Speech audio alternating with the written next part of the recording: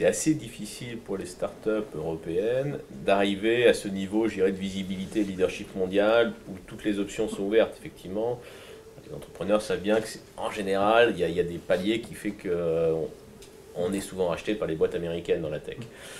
Et ça fait des histoires intéressantes, ça peut faire très belles histoires, effectivement, comme Kelkoo, comme etc. Mais c'est sympa de pouvoir passer au cran d'après, quoi. Mais c'était plus facile la deuxième fois que la première, non? Il y a 7-8 ans, c'était pas considéré une bonne pratique de donner de l'argent aux fondateurs avant le liquidity event, sous la logique qu'on reste aligné entre actionnaires, financiers et fondateurs, etc. Et le monde a pas mal changé dans les 4-5 dernières années.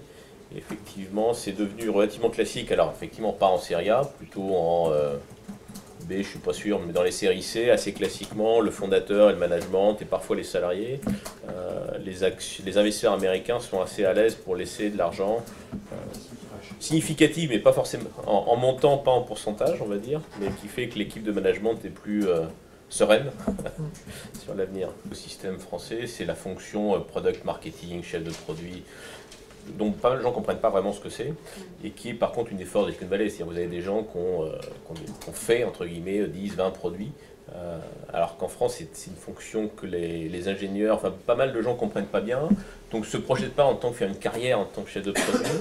Donc on a du mal à en recruter, il n'y en a pas des milliers sur la place, des gens qui savent faire ça, alors que c'est la fonction probablement fondamentale qui permet de faire un produit qui marche, qui se vend, qui a une user experience intéressante, etc. Et ça, c'est c'est vraiment un des maillons faibles de la chaîne en France. Alors, parce qu'on a des bons ingénieurs, on trouve des commerciaux aussi sur le marché français.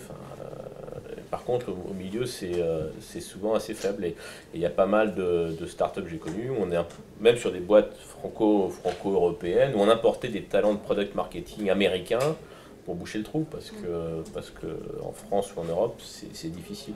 C'est une fonction faire très venir les difficile. Américains en Europe, Ça, c'est dur. Alors Paris, un côté glamour, on peut faire un peu, mais pas trop longtemps.